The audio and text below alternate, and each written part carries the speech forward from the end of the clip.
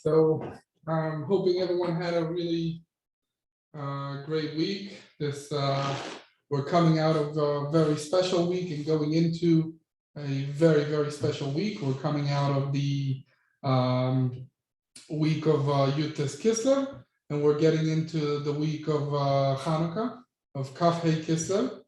There's a lot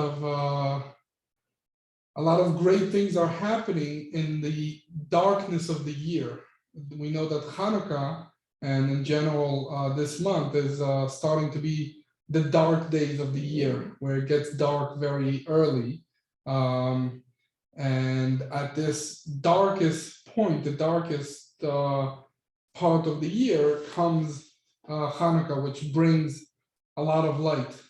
We know that the Baal Shem Tov really appreciated lights, and these lights that we try to bring are supposed to be the lights that Be'ezrat Hashem will lead everyone to the big light of Geula, of final and complete redemption. Okay, so before we start, just as always, we would like to say that especially this week, if anyone saw the message from ETL where he mentioned that when everyone lights their Hanukkah candles, and Baruch Hashem, we in Israel have already lit the candles. In Australia, they already did. Anyone in the US and Canada, they're going to do it soon. So anyone lighting the candles should have a special kavanah this year that our beloved Rabbi Yitzchak ben Breina Malka should be very healthy, bari v'chazak v'sameach, with special, real health, that Be'ezrat Hashem we should have Hanukkah Farbrengen, and we should be able to connect everyone together in Yerushalayim. We'll speak a little bit about the specialty of this week. But before that, we also want to wish very strong health and refuah shalema to our friend Bluma Bat Ginandel Tova and my son Levi Avia Ben Ayla. Okay. So what was the Torah portion that we read? The Torah portion, which, by the way, is a very favorite, maybe my favorite parashah. It's also my bar mitzvah parashah that I've read, and it's very close to heart for me.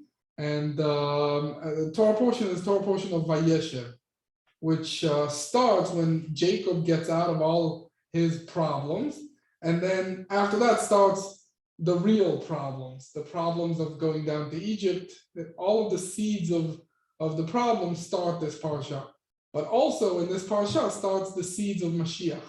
We know that Mashiach is this Mashiach ben David, the son of David. He also, by the way, Mashiach also has a part which is connected to Yosef HaTzadik, which is also another hero of this parasha. Very interesting. Anyone that knows the minhag of our beloved Rabbi Ginsburgh, he always has a minhag of finding the heroes of the parasha. Who's the special person that we are talking about this parasha? So this parasha has a competition between Yosef, who was very special, but also Yehuda. There's a whole part in the fourth part of this parasha that speaks about Judah and his journeys and his sons. We'll speak about that some more. So those are the two, Mashiach ben Yosef and Mashiach ben David. We know the Mashiach has connection to those two characters, the Yosef HaTzadik and also David, who comes from the tribe or the son of Judah, of Yehuda, and they're connected. Now, there's a very special midrash that always really bothered me. What does the midrash say? The midrash says that that Bikesh Yaakov lishev b'shalva, Jacob wanted to sit down peacefully.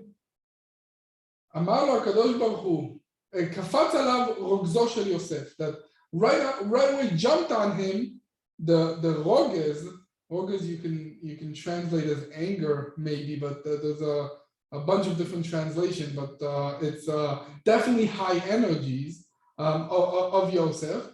It said, and God said to him, it's not enough that the tzaddikim has the world to come, olam haba. They want to have also this world. Sitting down peacefully is not going to happen, which is a very strong or strange midrash that we want to dwell on. I want to say, so in this week's Wonders, we're starting with the Rav's continuation of the Torah that the Rav said on his birthday. If anyone that knows, the Rav's birthday is on the 58th day of the year, which the Hebrew letters is Chen. Chen equals 58. Chen is a form of beauty. It's the beautiful day of the year, Yom HaChen. And in that day, our beloved Rabbi Ginsburgh was born. And in this year's birthday, he spoke about a very special words that come out of this year. We know that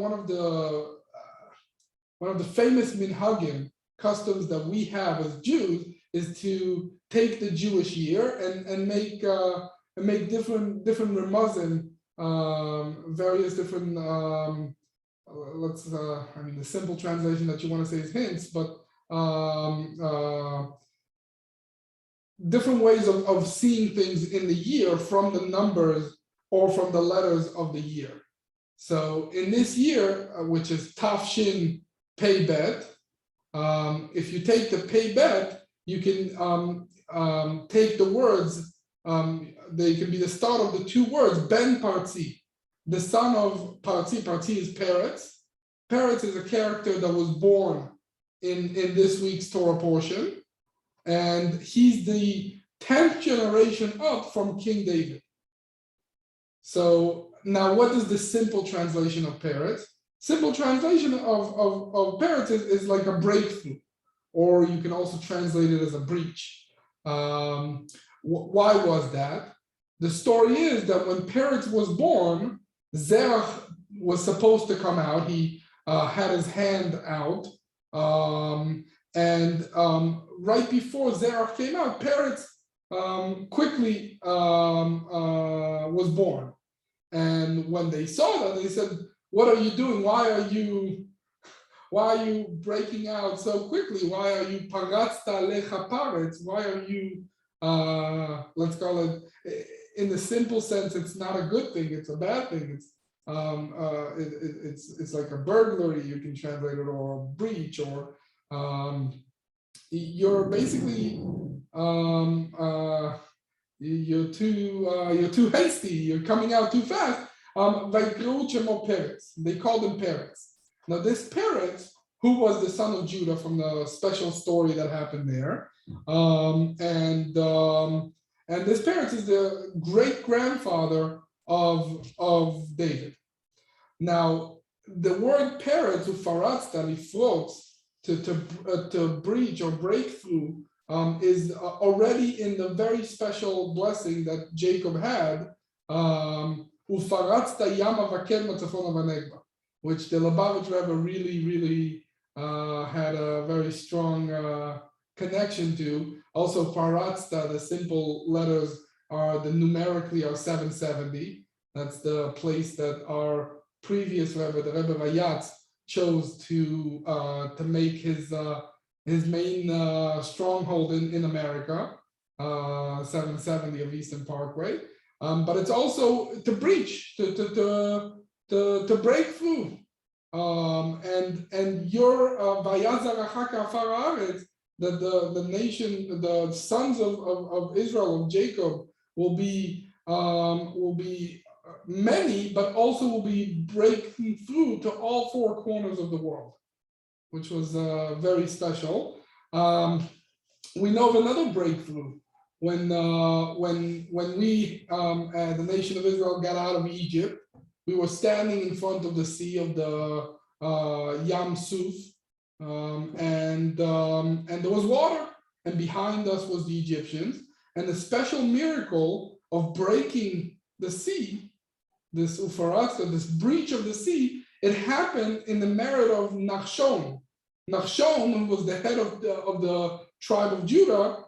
Again, son of Peretz, the son of Judah. He was one also of the grandfathers of King David. He was the one that broke through. He said, "Okay, Hashem wants us to go ahead. Water doesn't mean anything." He went through. He went all the way in until the water got to his neck almost, and then the big breach happened. So we already see the sense of Ben Paratzi, the son of Peretz, the specialty of the breakthrough that Mashiach needs to bring by this act of Nachshon. We know that the other act of breakthrough was the breaking of the Jordan River that also happened with Aron Hashem, that opened up the river, and then when the nation of Israel were passing through, the Aron picked up the Kohanim that were next to him, and they broke through even the nation of Israel to get first to the other side.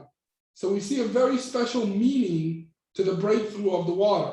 We know that water, in a simple sense, is Torah, is the hidden part of the spirituality. It's always equate en mayim ela Torah. The water is not but Torah. So we know that the breakthrough has to happen both in the physical world, like we saw with Nachshon, but also in Torah, that Mashiach, every generation's leader, has to have a breakthrough also in Torah. We'll stop for a second with what we're trying to say, and I'll say a thought that I was thinking as I was reading this. We always know that Israel is being called many times the startup nation, which is very interesting. But there's a lot of complaints about that. That in Israel, what they're saying is, if we are building these companies, I think the record this year is about 80 companies that were sold. And every year it's a double-digit number of companies that are sold. So if we're starting all these companies, why are we selling them? Why not just develop them and become like a real company, and then that would be very good for us. So that question of why not keep the startup, why are we selling it, why are we doing exits, reminded me of Jacob's desire to sit down peacefully that we spoke in the beginning. That Bikesh Yaakov Nishev V'Shavah. We want to have companies that would, you clock in, you clock out. Many times when a small companies, the Lubavitch Rebbe had an answer that he answered a person once. He told him that he was thinking about whether to sell his company to a big company. So he told them that the big companies, they need the energy of the small companies, and they buy them for the energy that they provide. So to me, it's all coming to the same point of the desire to break through, to have the parrots, and with that saying, it makes it a lot more understandable that we're just making the exit and finding the new startup. Once the way has been breached, once we have a new breakthrough, we want to move on to the next one. Now, okay, going back to what we're saying, the simple word of parrots, of putza, is not a good word.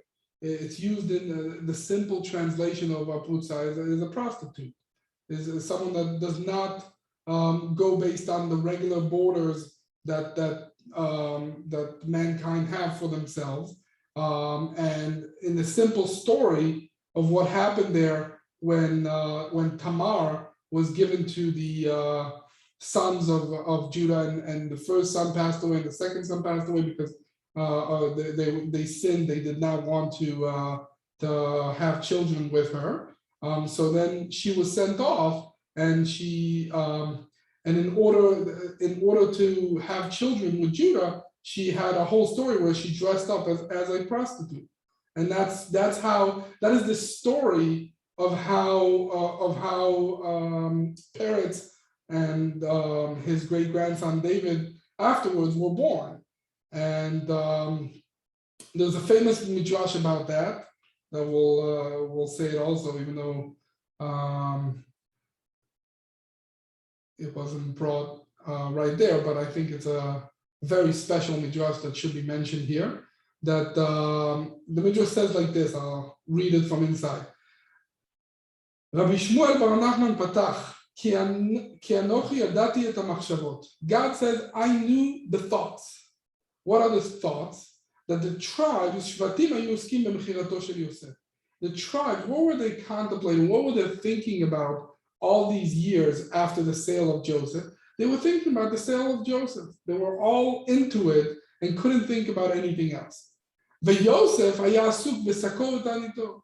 Joseph, what was he thinking about? He was thinking about the sad situation that he was in. His sack, his in the simple sense, his bad situation. Reuven haya asuk b'sakor v'tanito. Now also Reuven, who was not part of the sale, was also involved in the misery that happened there. And Jacob too. But there are two people that are interesting here. Judah, when all this happened, he didn't stick around to sit and either contemplate on the sale, whether it was good or not good, or the fact that we're now in a really bad spot. No, Judah went to go find a wife and have children. That's Judah. And Vakadosh Baruch Hu, and what was God doing? He was creating the light of Mashiach. Out of all this misery and all the problems, there were two good points. Number one is that Judah didn't sit and just do nothing and sit with his miseries and problems and think of himself. But rather he went and found a wife and had a family, and that HaKadosh Baruch Hu was also thinking about the light of Mashiach, which is Peretz, who was born from this. So we see that there's two options with breakthrough. It could be something that leads to a lot of problems.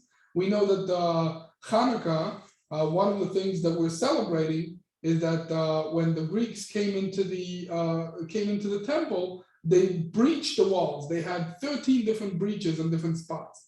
A wall is supposed to have one gate where everything is safe except people that are coming through the gate.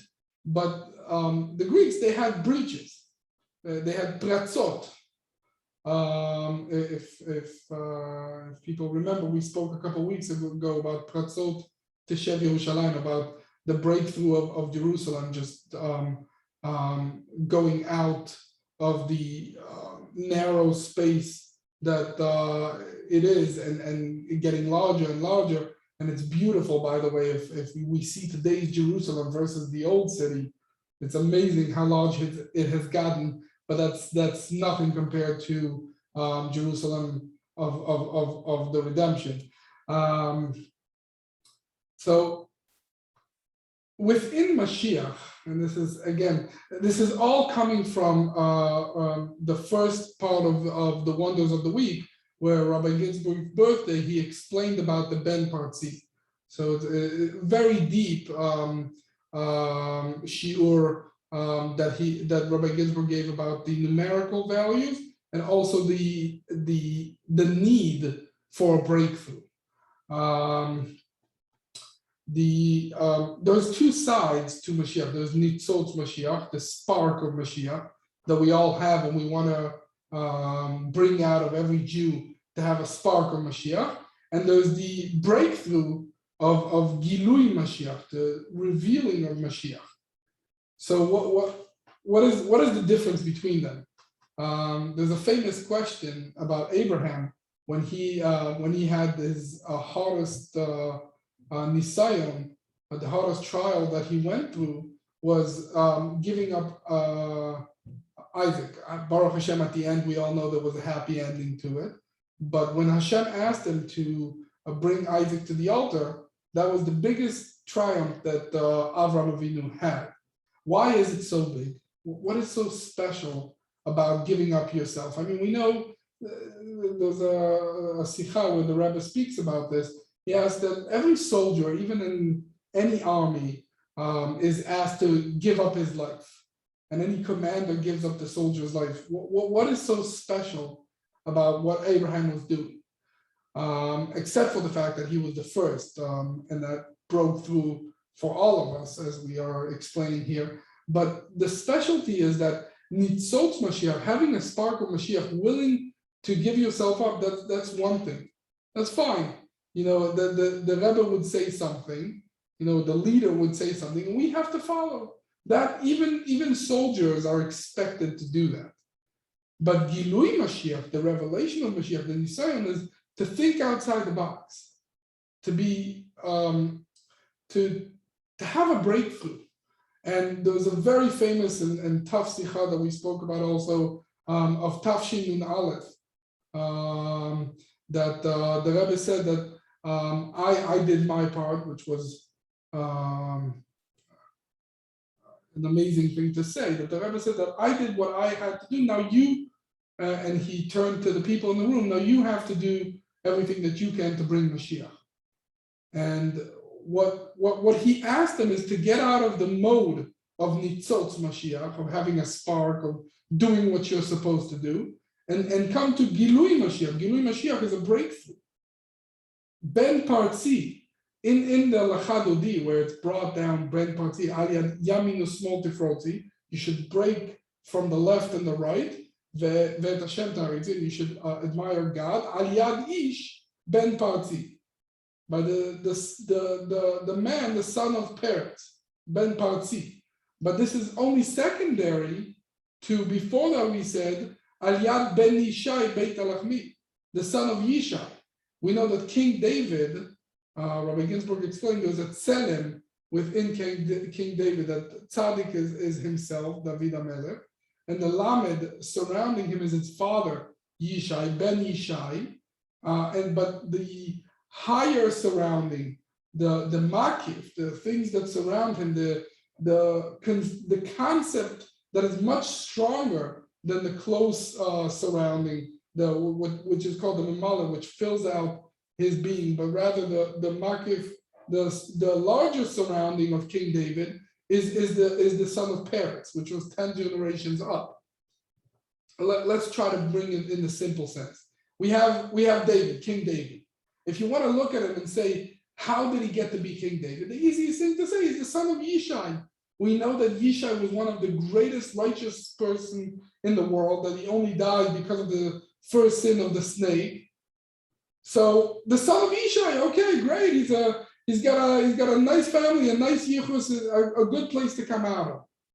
That's only the basics. But the big part of what King David was really responsible for is being Ben Partzi, is the breakthrough that he brought to us. We know that starting from the beginning when he beat Goliath, which is one of the battles still today, which is one of the most amazing breakthroughs of battles, that the small person, with the help of Hashem, beats this huge giant Goliath. That's the breakthrough of King David. Aliyad Ish Ben Partzi, by the hand of Ben Partzi, he teaches us something that is necessary in order to break the right and the left. That's the boundaries that are restraining us. There's a very special pasuk in the book of Micha that says like this: Allah peretz lifnehem, parzu vayavoru. That there was a breakthrough, or a person that helps them break through the gate. This is a special pasuk that speaks about the Geulah, the redemption. How would it happen? That they're breaking through the gate and they're breaking through the walls to create a gate, and then vayavo malkam lifnehem ve'Hashem berosham, and then the king goes in front of them.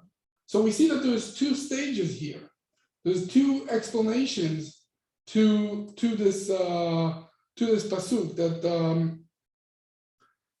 that one of the Mitzudot David explains that the breakthrough that's needed is that they should break through. That in order to get the king in front of them, they have to break through the gate.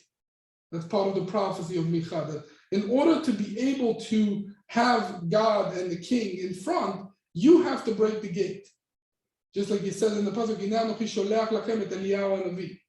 that Elijah comes before that, in a sense, to help us break the gate. If you remember, a lot of the previous wonders we have been discussing, the famous saying of Elijah, Hayomim bekolot tishma'u, to help us connect to Mashiach. And the connection is that to help us break through the basic understanding. That, as the Rebbe said, and we spoke about before, that we want the power of Tohu, of the simple is desolate, the power of tremendous energy to be in the vessels that are not broken, to be in large vessels that are holding it, which in simple sense means to be able to connect to Mashiach, to connect to redemption without losing sense of this world. I'm going to say it a little bit in my words, that when we are trying to say a very interesting new Divrei Torah, we always have to make sure that we're able to put them in words and in explanations and in simple sense of the people in front of us, of the current state of the Jewish people. And that is the specialty of the leader of the generation. Rabbi Ginsburgh once mentioned that sometimes the leader is speaking in such basic language and terms in order to connect everyone that's around him in this generation. You have to speak in a language of your generation. So in order to create a breakthrough, but a real breakthrough, not chas v'shalom, a breakthrough that breaks things, but rather a breakthrough that creates what we call a startup, you have to create this special thing that Rabbi Ginsburgh taught, that our Lubavitch Rebbe taught us, of having Toh b'kelim de-tikkun, of having these great energies within the vessels that can hold it, that can contain it. So again, what are we trying to say? So we'll say what we're trying to say in different words. It says that Melech poretz lo gader, that a king breaks the walls, la'asot lo shar, to create a gate, ve'en memachim be'yado, and no one says anything against him. That there's a special thing. You would think that what is the king's way? What is derech hamelech, the way that the king goes? It's the main road. He's on the highway. The king doesn't go to these little roads. He goes to the highway. But what we learn from this is that, in a sense, the opposite, that the king, the real leader, helps us break through these walls to create a new highway. Rabbi Ginsburgh spoke about on Yom Kippur about the different highways that connect the different tzaddikim. But in a simple sense, a king is the one that creates, that has the breakthrough. Ben Partzi, the son of Peretz, that has a breakthrough in order to create a new way. We'll say a couple numerical values. Rabbi Ginsburgh gave a whole partzuf of Ben Partzi. Numerically, Ben Partzi equals 432. That's the numerical value. So a couple of beautiful things that are equivalent to it. We won't say everything. As always, I urge everybody to open the week's wonders and to see things inside. But we'll say a couple.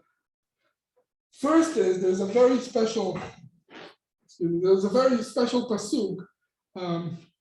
Hashem konani reshit darko kedem mifalav me'az. That before everything, before his simple mifalav, his factories. By the way, this is the special pasuk that we learned that everyone should have a company.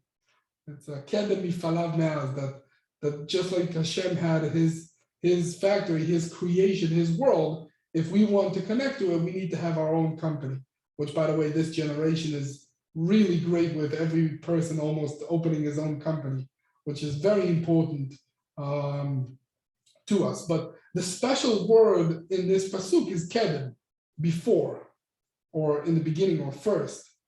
That word 3 times, kedem, equals the 432.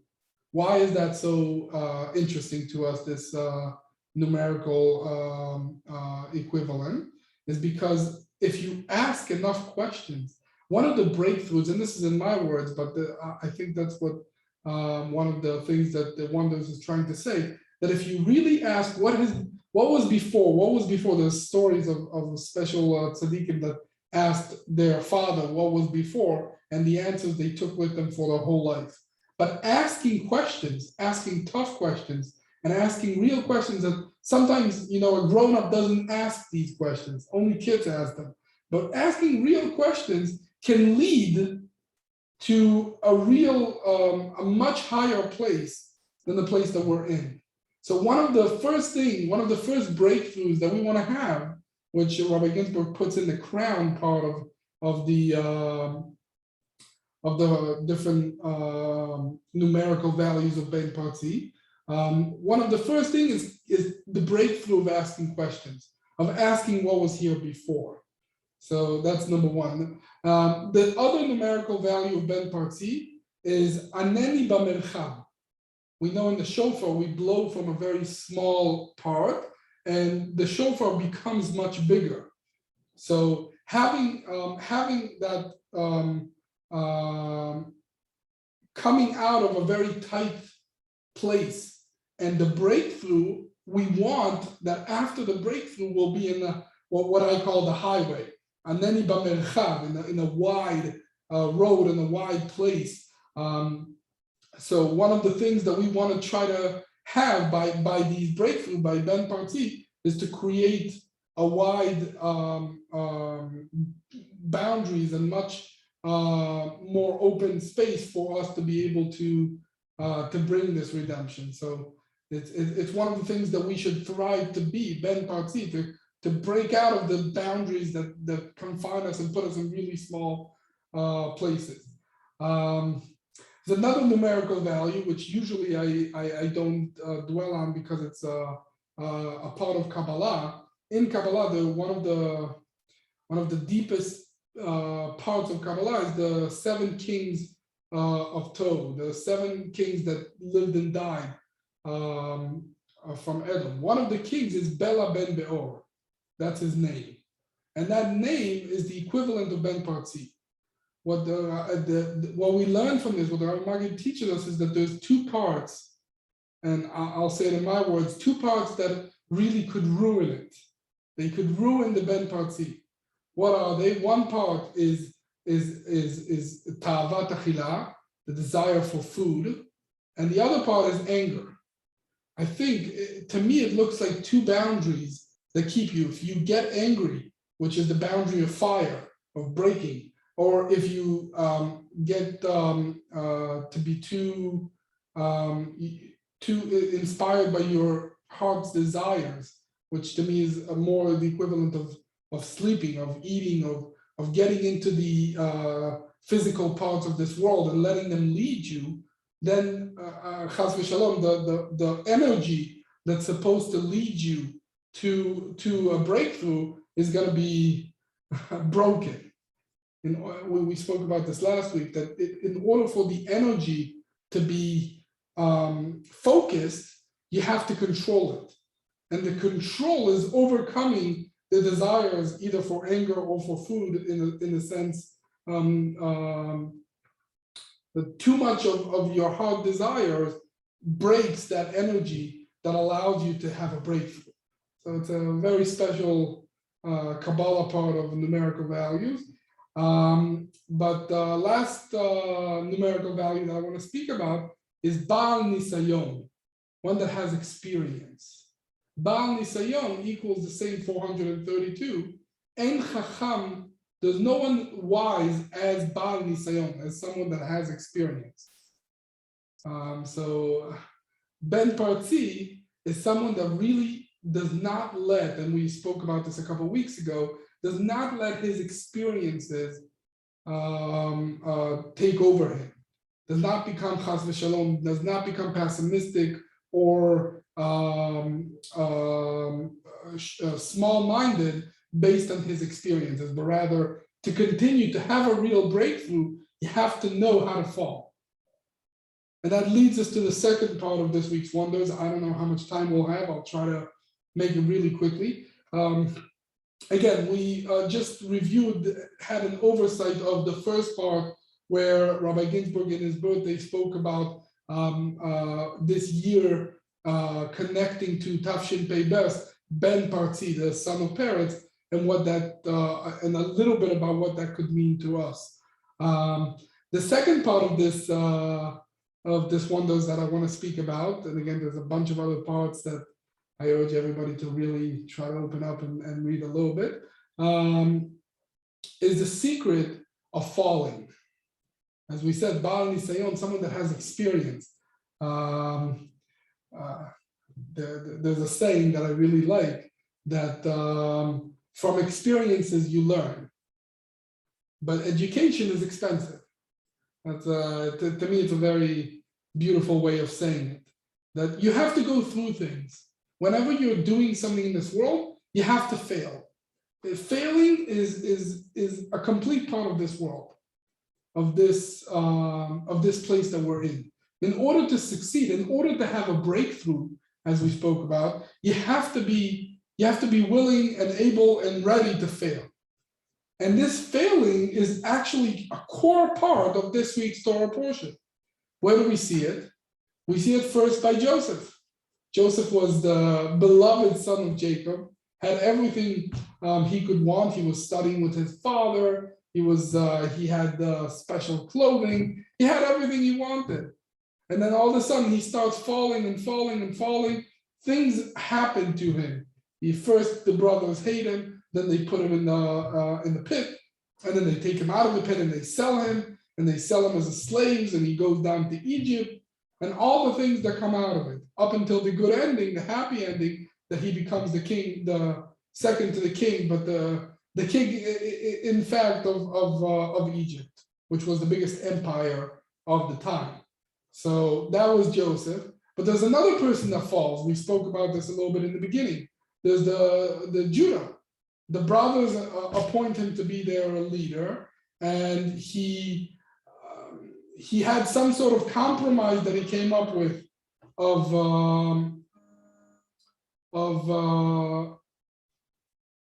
the compromise. Excuse me. The compromise that he came up with was to sell Joseph instead of what the brothers simply wanted was to kill him. So he was being nice. As much as you can say it, but the brothers, since they saw how sad Jacob was, the father, they told him, "You're not going to be our leader anymore." They took away his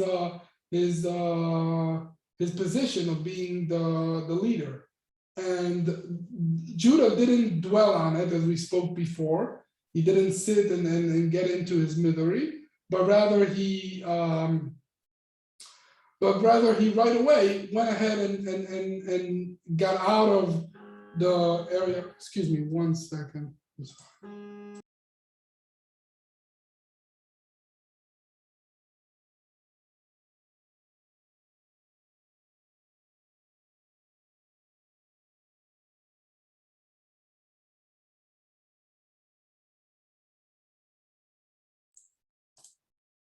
Sorry about that. So again, we're talking about Judah and his falling, that he fell out of being the leader, but he didn't dwell on it, but rather he went ahead and got married and had 3 children. We said that 2 of them he married to this special wife Tamar, and they died. Hashem took them because they didn't behave. We're not going to get into it. I'm sure everyone that either learned it or could open up the Torah portion that we just had and read it inside. Again, beautiful story that anyone could really connect to, about how you start from high and you fall down, and then from that spot we know that Tamar went and